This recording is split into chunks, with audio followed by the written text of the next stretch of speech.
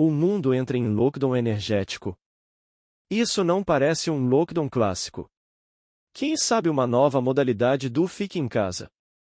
Mas pode ser o início de algo que lembra, em efeitos práticos, um lockdown energético. Em março de 2026, a guerra envolvendo o Irã e o colapso do tráfego no Estreito de Hormuz provocaram o maior choque recente no fluxo global de petróleo, com a Agência Internacional de Energia descrevendo a crise como a maior disrupção da história do mercado de petróleo e a Reuters registrando respostas emergenciais em vários países. Segundo reportagem publicada pela Organização Mundial da Saúde, a WHO, com o título A Impacto na Saúde da Escalada do Conflito no Oriente Médio, a escalada do conflito na região está colocando sistemas de saúde e vidas em risco dentro e fora do Oriente Médio. De acordo com a matéria, a OMS relata mortes, deslocamentos forçados, ataques a serviços de saúde e interrupções importantes na cadeia de suprimentos humanitários, incluindo a suspensão temporária das operações do centro logístico da entidade em Dubai por questões de insegurança. A organização também afirma que segue monitorando a situação e apoiando os países afetados para manter serviços essenciais e responder a possíveis emergências de maior escala.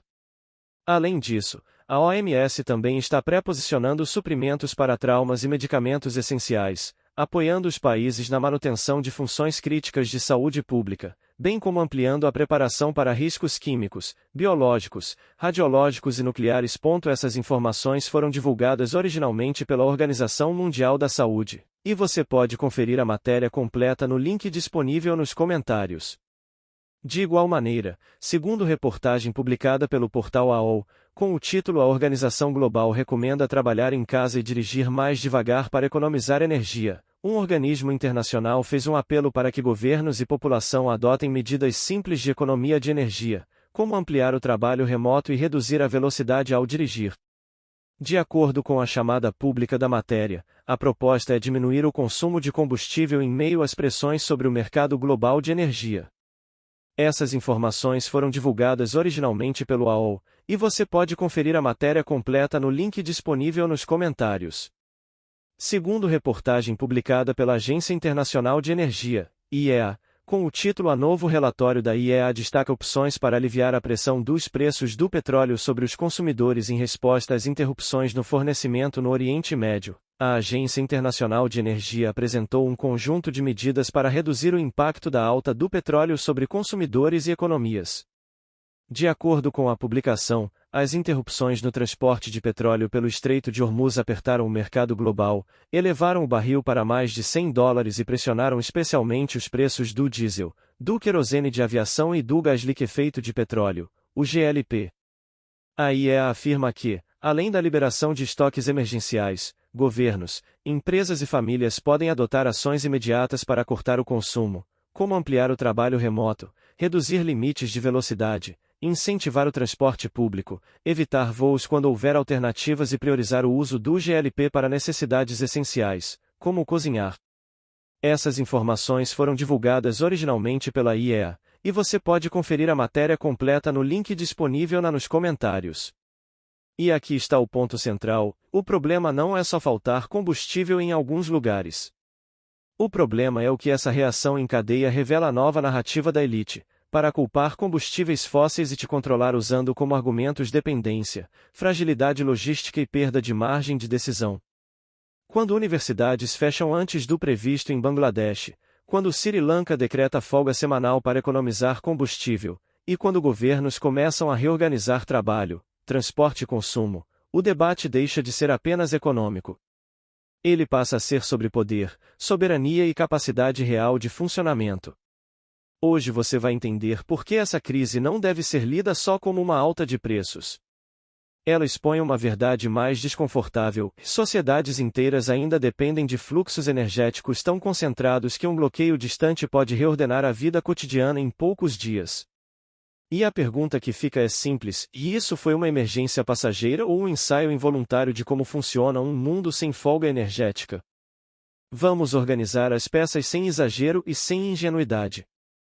Em reportagem publicada pelo portal India TV News, com o título A Semana de Trabalho Reduzida e Medidas de Austeridade, como Sri Lanka, Nepal e Bangladesh estão enfrentando a crise de combustível, Sri Lanka, Nepal e Bangladesh adotaram medidas emergenciais para lidar com a crise de combustível provocada pela alta dos custos e pelas dificuldades no abastecimento. De acordo com a reportagem, as respostas incluem redução da jornada de trabalho, racionamento e ações de austeridade para tentar conter os impactos econômicos e logísticos da crise. Essas informações foram divulgadas originalmente pelo India TV News, e você pode conferir a matéria completa no link disponível nos comentários. De maneira semelhante, reportagem publicada pelo portal The Daily Star, com o título O Banco de Bangladesh pede aos seus funcionários que evitem carros e usem o transporte público. O Banco de Bangladesh orientou os bancos do país a adotarem medidas para economizar energia diante das incertezas geopolíticas globais e dos riscos de interrupção no fornecimento de combustíveis. Em resumo, por meio de uma circular, o Banco Central instruiu os bancos a adotarem uma série de medidas de economia de energia em suas sedes, agências e subagências para garantir o uso eficiente de eletricidade e combustível. De acordo com a matéria, a recomendação inclui reduzir o uso de veículos, priorizar transporte público ou caronas compartilhadas, limitar viagens desnecessárias e diminuir o consumo de eletricidade nas agências e escritórios, com regras como uso moderado de iluminação, aproveitamento da luz natural e ar-condicionado ajustado para no mínimo 25 graus Celsius. Essas informações foram divulgadas originalmente pelo The Daily Star, e você pode conferir a matéria completa no link disponível nos comentários. Em outra reportagem publicada pelo portal ABC Ásia, com o título A escassez de gás de cozinha afeta cozinhas na Índia e no Nepal devido à redução do fornecimento do Oriente Médio, a redução no envio de gás liquefeito de petróleo, o GLP, a partir do Oriente Médio tem provocado falta de gás de cozinha na Índia e no Nepal. De acordo com a matéria, restaurantes, cantinas e hospedagens estudantis estão reduzindo cardápios, trocando pratos mais complexos por opções que consomem menos combustível, enquanto consumidores enfrentam filas e buscam alternativas como fogões por indução. A reportagem também informa que o Nepal deve começar a racionar o abastecimento, e que a Índia tenta diversificar suas fontes de importação para amenizar os impactos da crise. Essas informações foram divulgadas originalmente pelo ABC Ásia, e você pode conferir a matéria completa no link disponível nos comentários. Segundo reportagem publicada pelo portal SP Global, com o título A Paquistão anuncia medidas para conter o consumo de combustível em meio à alta dos preços durante a guerra no Oriente Médio, o governo paquistanês anunciou uma série de ações para economizar combustíveis e enfrentar a alta dos preços e os riscos de interrupção no abastecimento. De acordo com a matéria, entre as medidas estão semana de trabalho mais curta nos escritórios, trabalho remoto para a parte dos funcionários, fechamento temporário das escolas com migração para aulas online e redução no uso de veículos oficiais. A reportagem também informa que, no fim de semana, o país elevou os preços da gasolina e do diesel no varejo, em meio à pressão provocada pela escalada do conflito no Oriente Médio. Essas informações foram divulgadas originalmente pelo SP Global, e você pode conferir a matéria completa no link disponível nos comentários. Em reportagem publicada pelo portal VN Express International, com o título A Ministério pede que empresas adotem trabalho remoto para economizar combustível, o Ministério da Indústria e do Comércio do Vietnã orientou empresas a adotarem o trabalho remoto como forma de economizar combustível diante da pressão sobre o abastecimento causada pela instabilidade no Oriente Médio. De acordo com a matéria, o governo também recomendou otimizar a logística para reduzir deslocamentos, limitar o uso de veículos particulares, priorizar caronas e transporte público, além de evitar desperdícios no uso de combustível. A reportagem ainda informa que as autoridades pediram à população e às empresas que não entrem em pânico nem façam estoque de combustíveis, mesmo com o aumento da demanda e da preocupação com o fornecimento. Essas informações foram divulgadas originalmente pelo VN Express International, e você pode conferir a matéria completa no link disponível na descrição. Segundo reportagem publicada pelo portal VN Express International, com o título A Ministério incentiva empresas a permitirem o trabalho remoto para economizar combustível. O Ministério da Indústria e do Comércio do Vietnã orientou empresas a adotarem o trabalho remoto como forma de economizar combustível diante da pressão sobre o abastecimento causada pela instabilidade no Oriente Médio. De acordo com a matéria, o governo também recomendou otimizar a logística para reduzir deslocamentos, limitar o uso de veículos particulares, priorizar caronas e transporte público, além de evitar desperdícios no uso de combustível. A reportagem ainda informa que as autoridades pediram à população e às empresas que não entrem em pânico nem façam estoque de combustíveis, mesmo com o aumento da demanda e da preocupação com o fornecimento. Essas informações foram divulgadas originalmente pelo VN Express International, e você pode conferir a matéria completa no link disponível nos comentários. Segundo reportagem publicada pelo portal Newtalk, republicada no Yahoo Notícias Taiwan, com o título Economize Energia. Vários países asiáticos tomaram medidas, as Filipinas decretaram um dia de trabalho remoto, home office, e o Sri Lanka implementou às pressas um fim de semana prolongado de 3 dias. Países asiáticos estão adotando ações emergenciais para reduzir o consumo de energia e de combustíveis. De acordo com a matéria, entre as medidas citadas estão a adoção de um dia de trabalho remoto nas Filipinas e a implementação de uma semana com mais dias de folga no Sri Lanka, como forma de aliviar a pressão sobre o uso de combustível. Essas informações foram divulgadas originalmente pelo Newtalk, com republicação no Yahoo Notícias Taiwan, e você pode conferir a matéria completa no link disponível nos comentários. Como já observado, a narrativa e as restrições já estão em andamento em diversos países. Agora, é fundamental compreender como esse discurso vem sendo construído para ampliar o controle e atribuir a responsabilidade aos combustíveis fósseis. Primeiro, o fato base, e desde o fim de fevereiro de 2026, o conflito no Oriente Médio afetou fortemente o fluxo de petróleo e derivados pelo Estreito de Hormuz, corredor por onde normalmente passa algo em torno de 20% do petróleo mundial. A IEA informou que os fluxos despencaram e que países membros aprovaram a maior liberação emergencial de estoques da história para amortecer o choque. Segundo, a resposta internacional não foi uniforme. Países com menor margem fiscal ou maior fragilidade externa sentiram primeiro. O Sri Lanka apertou o racionamento e fechou escolas, universidades e repartições um dia por semana para preservar combustível. Bangladesh impôs limite diário de vendas de combustível e antecipou o fechamento de universidades para economizar energia e reduzir congestionamento. Nepal começou a racionar gás de cozinha diante do temor de escassez. Terceiro, nas economias maiores, a resposta foi diferente, mas não menos reveladora. China restringiu exportações de combustíveis refinados para evitar falta interna. Índia acionou poderes emergenciais para elevar a produção de GLP e cortar vendas industriais. A Austrália liberou reservas domésticas e pediu que a população evitasse compras por pânico. Itália e outros europeus correram para cortar impostos e segurar preços. E é aqui que a narrativa muda. Porque a pergunta já não é só tem combustível. A pergunta começa a ser: quem ainda tem autonomia para administrar um choque desses sem reorganizar a vida social? Mas o ponto mais importante não está na fila do posto. Está no padrão. Quando você junta essas peças, aparece uma estrutura conhecida. Primeiro vem o choque externo. Depois, contenção de oferta. Em seguida, medidas administrativas vendidas como técnicas, temporárias e racionais. E por fim, a adaptação da rotina, e menos deslocamento, menos consumo, menos circulação, menos previsibilidade.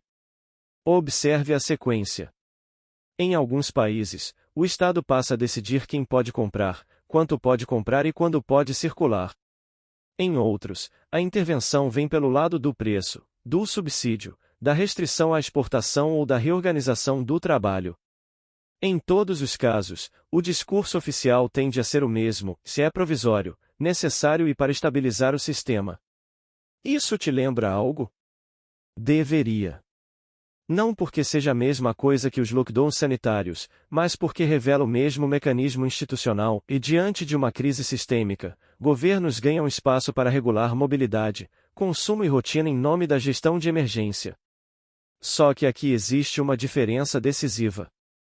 Na pandemia, o eixo era a saúde pública. Agora, o eixo é energia. E energia não é um setor qualquer. Energia move transporte, abastecimento, indústria, escolas, servidores, hospitais, logística, fertilizantes, cadeia alimentar. Quando a energia entra em modo de contingência, o resto da sociedade entra junto. Esta análise não parte de fantasia. Conforme já visto, parte de fatos públicos. Há evidências robustas de racionamento e contenção em alguns países, mas não de que os casos citados tenham adotado exatamente o mesmo pacote ou o mesmo grau de restrição. E talvez seja exatamente aí que esteja o problema real. Em momentos assim, a narrativa corre mais rápido que os fatos. E quem molda essa narrativa decide se a população enxerga um evento pontual ou uma mudança estrutural. No fim, isso não afeta só gabinetes, chancelerias ou petroleiras. Afeta o que o país pode decidir, produzir e proteger. Quando falta diesel, não é só o carro que para.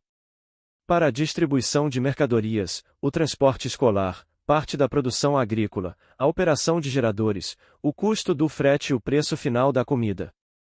Imagine descobrir tarde demais que decisões centrais da sua rotina dependem de um corredor marítimo a milhares de quilômetros de distância. Imagine perceber que sua margem de escolha foi reduzida não por uma lei explícita, mas por uma cadeia de dependências acumuladas ao longo de décadas. Perder autonomia aos poucos continua sendo perder autonomia. Na Europa, a preocupação central virou o choque inflacionário e o risco econômico de uma região altamente dependente de importações energéticas. A Comissão Europeia passou a discutir alívio tributário e outras flexibilizações. No Reino Unido, o governo se disse pronto para apoiar a liberação de estoques emergenciais. Na Alemanha, o debate se concentrou em amortecer preços e conter danos econômicos. Ou seja, e mesmo onde não há racionamento clássico, já existe reorganização política. E isso importa porque soberania não é só ter bandeira, território e eleição. Soberania também é conseguir manter energia acessível, logística funcional e margem de decisão quando o sistema global entra em choque. Quem realmente ganha com essa dependência? Isso foi erro, omissão ou desenho estratégico? Até que ponto um país continua soberano quando perde controle sobre áreas-chave? É aqui que a história deixa de ser pontual e passa a ser estrutural. O que março de 2026 está mostrando é que o mundo continua integrado por cadeias extremamente concentradas, mas politicamente instáveis. E quando um gargalo geopolítico trava, a resposta quase sempre vem em duas frentes: disputa material por oferta e disputa narrativa para enquadrar o que está acontecendo. Nem todo controle chega com força visível, às vezes ele chega com linguagem técnica e aparência de normalidade. O choque atual também expõe algo ainda maior, e a fragilidade da promessa de globalização eficiente sem soberania energética correspondente. Muitos países terceirizaram segurança de abastecimento, refino, estoques ou capacidade logística. Enquanto tudo fluía, isso parecia eficiência. Quando a crise chegou, virou vulnerabilidade. O problema não começa quando tudo muda. Começa quando ninguém percebe que já mudou.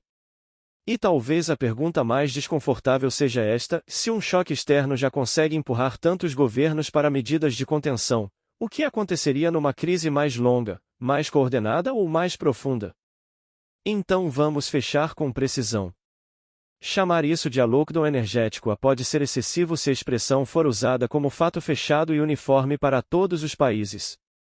Mas como metáfora analítica, ela aponta para algo real, e em uma crise de energia, governos passam a gerir deslocamento, consumo e rotina de forma mais direta, e isso revela o tamanho da dependência construída ao longo do tempo. O silêncio institucional também produz consequência. O que está em jogo não é só o preço na bomba. É a arquitetura do poder por trás do abastecimento. É quem tem reserva, quem decide prioridade, quem controla a narrativa e quem absorve o custo social. Países soberanos de verdade não são os que apenas reagem bem à crise. São os que conseguem manter margem de decisão quando a crise chega. Quando a narrativa já vem pronta, ainda existe debate real. Se você concorda, discorda ou acha que esse quadro está sendo minimizado, comenta aqui embaixo. Quero saber onde você traça a linha entre emergência legítima e normalização da escassez. Compartilhe esse vídeo com quem ainda está olhando só para o preço do combustível, porque o tema é maior do que isso. E se você quer mais análises que conectam geopolítica, poder e narrativa sem repetir discurso pronto, se inscreve no canal.